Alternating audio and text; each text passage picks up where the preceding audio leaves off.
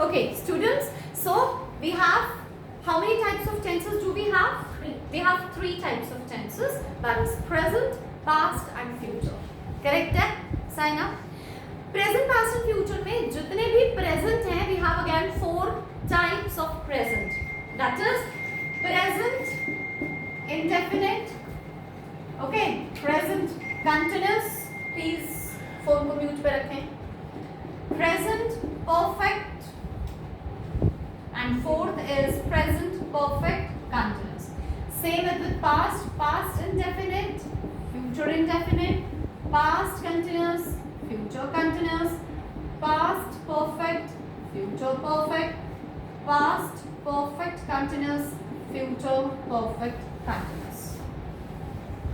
Okay, ये मेरे पास जो है tenses हैं, that is 4, 8, 12. 12 types of tenses I'm going to teach you, and I'm going to teach you single tense on a single day. Don't create any kind of hassles while learning to the tenses part, because it's not difficult but it's not so easy also, right? अभी हम जब single करेंगे definitely बड़ा easy लगेगा करना कि हाँ ये तो मैं आता है, but at times when you're going to connect the sentences it will be really a difficult or tough task for all of you to be in with it. Okay, clear है मेरी बात? Correct है.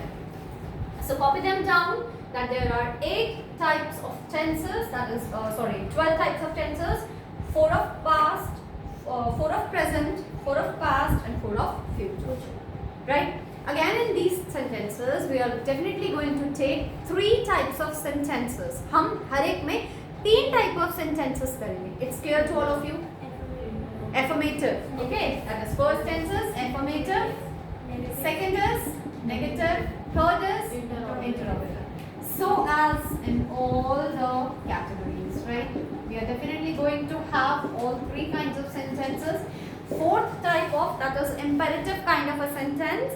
Imperative sentence में that's going to start directly with the verbs, right? जैसे हम imperative sentences करते हैं. मैंने भी आपको बहुत छोटे-छोटे sentences कराए थे. अभी मैंने उसमें सिर्फ is, am, are and was word कराया था, है ना? तो मैं अभी उसमें has, have भी साथ-साथ without verbs भी चलाऊंगी, with verbs भी चलाऊंगी, ताकि there should not be any kind of a confusion, you know, among all you, right? Clear है मेरी बात यहाँ तक? Correct है. अब हम start करते हैं पहला tense, that is present indefinite tense. Imperative sentences कैसे लिखते हैं? हमारे पास usually कितने types of sentences होते हैं? 5. Affirmative, negative, interrogative, exclamatory and imperative.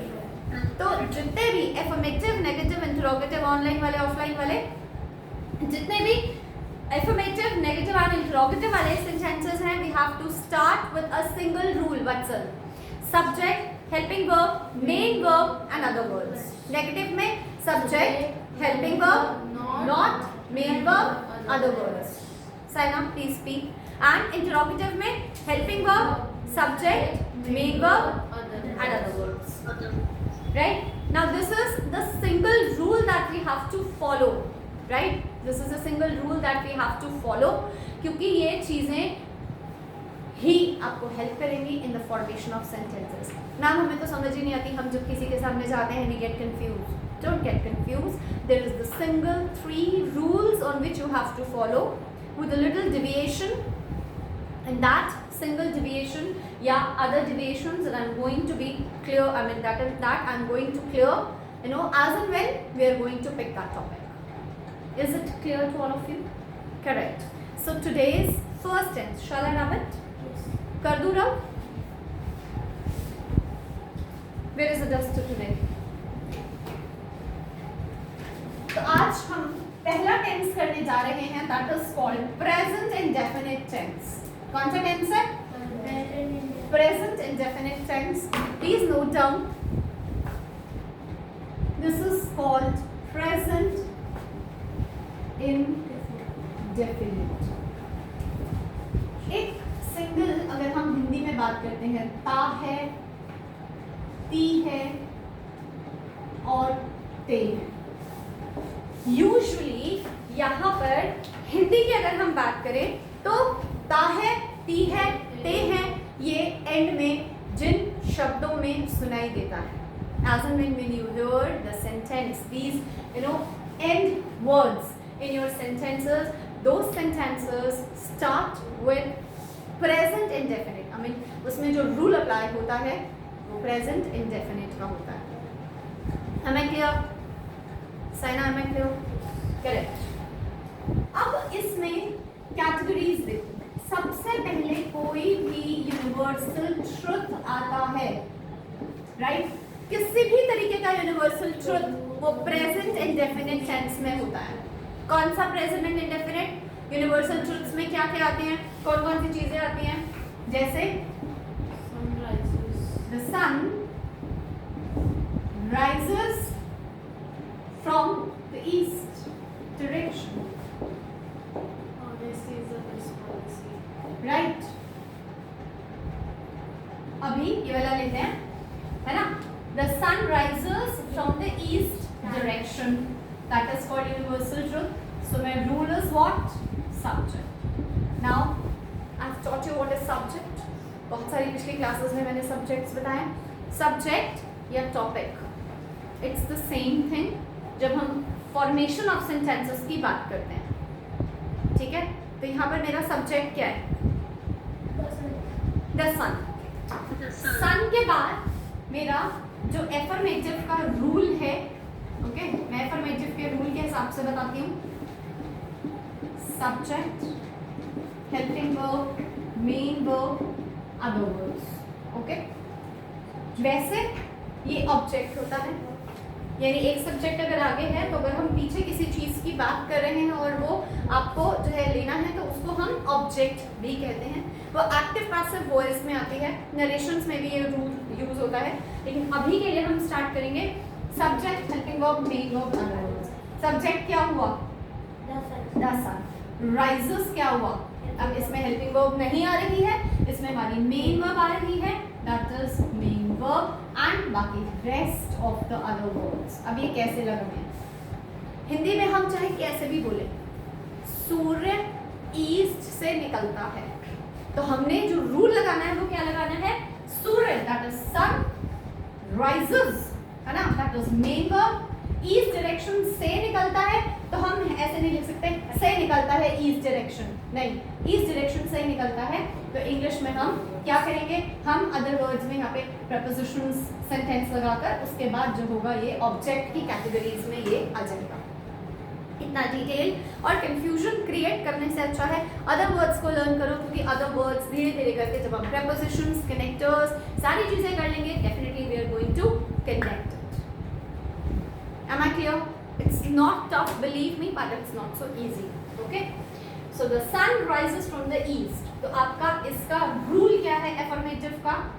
I, we, अब हम इसमें दो कैटेगरीज अलग अलग करें. I, we, you, they के साथ वर्ब की first form plus other words, और he, she, it के साथ वर्ब की फर्स्ट फॉर्म के साथ s या es लगाकर हम सेंटेंसेस को बनाते हैं.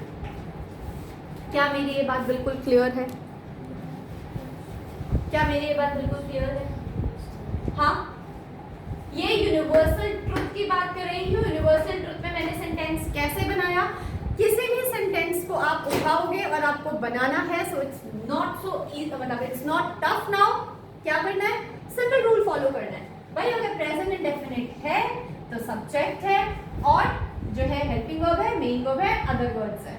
अब उसमें हमारे पास एफर्मेटिव का रूल ये है कि अगर आई, वी, यू, दे से सेंटेंस स्टार्ट हुआ तो उसमें V1 लगेगा, लेकिन अगर ही, शी, इट के साथ हुआ तो V1 के साथ S और ES लगेगा. Take an example, I sleep.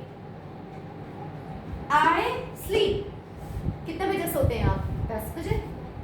तो अब 10 बजे मान लो अगर आप सोते हैं तो टाइम में हमें प्रेपोजिशन लगाना होता है. हम क्या बोलेंगे? Eight 10 PM. तो सेंटेंस बन गया ना मेरा, आई स्लीप एट 10 PM. ही स्लीप्स एट 10 PM. सिंपल है. Saina, it's I mean you can look at the board ना, नहीं तो I will definitely going to send you the pictures. Notes, right, है ना? मैं आपको सारी वो भेज दूंगी बाद में चेक करके, राइट? तो आई वी यू दे के साथ V1 plus other words and he she के साथ V1 प्लस S और ES. I write, Saina writes, right?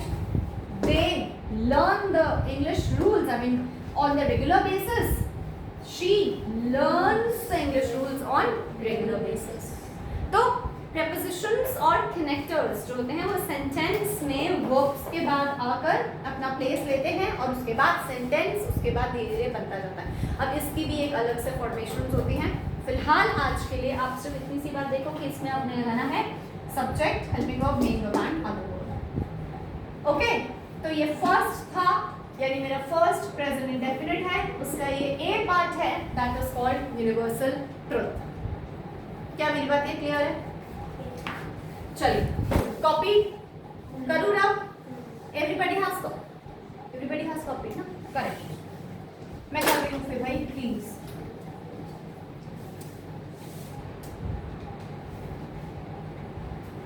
Now the thing is, first is the universal truth, okay, and second आपका है इसी में ही schedules,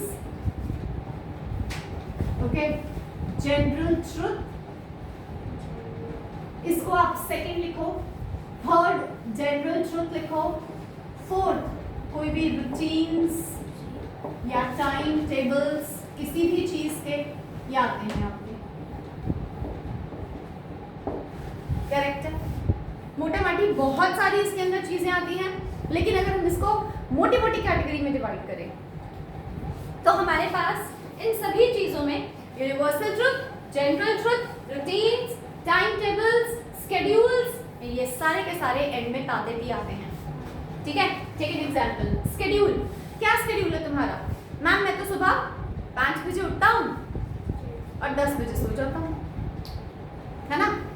मैं अभी नहीं, मैं तो पूरा रूटीन, अगर हम पूरा रूटीन की बात करें तो ये स्केड्यूल्स है ना, और टाइम टेबल्स, रूटीन्स. अब टाइम टेबल, स्कूल का टाइम टेबल, सुबह 8 बजे जो है, 9 बजे जो है वो इंग्लिश की क्लास होती है, 10 बजे मैथ्स की क्लास होती है ना, उसके बाद सिविक्स की क्लास होती है. तो जो भी है वो होती है, होता है, होते हैं, ये सारी चीजें इसमें आती है. क्लियर है मेरी ये बात? 100% क्लियर है. तो इन सबको हमें किस रूल के हिसाब से लिखना है? इस रूल के हिसाब से लिखना है. तो हम प्रेजेंट इंडेफिनिट टेंस फर्स्ट, उसमें कितनी चीजें आती हैं? बोलो, रिपीट करो, कितनी चीजें आती हैं? General truth, universal truth, then देखिए हाँ, schedules, time tables and routines. This time you are not going to do any mistake, please, है ना? ठीक है. Okay, so rules. अब हम नॉर्मल रूल, मैंने एफर्मेटिव का रूल लिखा दिया, ठीक है. अब आप इसमें नेगेटिव का रूल लिखो, please copy it. I we you they के साथ आप आई वी यू दे आपके सब्जेक्ट्स हो गए, ठीक है. सब्जेक्ट्स के साथ क्या लगाना है? डू नॉट प्लस वर्ब की first form plus other words, और ही, शी, इट के साथ आप लगाएंगे subject plus does not plus verb की first form plus other words. Correct है? अब आप आ जाइए इसके एग्जाम्पल्स पे. I do not read any book. मैं अक्सर कोई बुक नहीं. आई do not read any book on weekends. मैं वीकेंड्स पे कोई बुक नहीं पढ़ती. रूटीन है मेरा, नहीं करती मैं, ठीक है. ही से भी मत स्टार्ट करो, क्योंकि सेंटेंसेस प्रोनाउंस से नहीं करते हैं, हमेशा सब्जेक्ट से सेंटेंसेस स्टार्ट करते हैं और सिंगल सेंटेंस सिंगल लाइन में लिखते हैं. Okay. Rakesh doesn't like to fly kites. Rakesh को पतंग उड़ाना पसंद नहीं आता है. अगेन आता है, आती है. सिंपल. तो ये तुम्हारा हो गया किसका? नेगेटिव. तो कोई भी सेंटेंस ताते दी में बनाना है और वो कैटेगरीज आ रही हैं, तो मुझे ऐसा नहीं अच्छा लगता। जैसे I do not read any book on weekends, Rakesh doesn't like to fly kites. Black board पीछे मेरे मुड़ते ही क्या हुआ? Is it funny? It will make you funny when you speak stupid English in front of anyone. Then yes, people will laugh on you. चलो आगे बढ़ते हैं। कर दिया मैंने रब? हो गया था कि नहीं हुआ था? हो गया ना? चलो आज का लास्ट इंटरोगेटिव सेंटेंस, यानी हम क्वेश्चन पूछते हैं। अब हम क्वेश्चन पूछते हैं तो हम क्या करते हैं, यही कैटेगरीज में डू या डज लगाते हैं, प्लस सब्जेक्ट लगाते हैं, प्लस मतलब ये तो हेल्पिंग वर्ब हो गई ना हमारी, ठीक है, फिर सब्जेक्ट हो गया, ओके, फिर उसके बाद क्या हुआ, मेन वर्ब आ गया, एंड उसके बाद अदर वर्ब्स आ गए आपके, ठीक है, ये हेल्पिंग वर्ब्स है आपके, और हेल्पिंग वर्ब इसमें पहले आ गया, ओके, क्लियर है? इसी सेंटेंस को मैं इंटरोगेटिव में बना के दिखाती हूँ। आई do not read any book. Do I read any book? आई क्यों मैं? No. Do I read any book? मैं अपने आप से पूछूंगी, सुन सुन सुन क्या तू कोई बुक पढ़ती है? You are not going to ask like this यार, है ना? तो मैं बता रही हूँ तो मैं पूछूंगी ना अपने आप से, right? Do you read any book on weekends? ठीक है? Then Rakesh doesn't like to fly kites. Does Rakesh Rakesh likes to fly.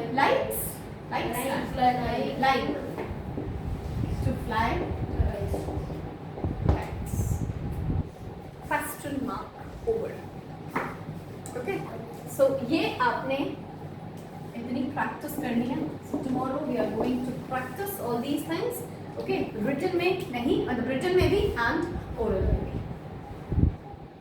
क्या मेरी बातें बिल्कुल क्लियर है यहाँ तक? Please copy down, okay?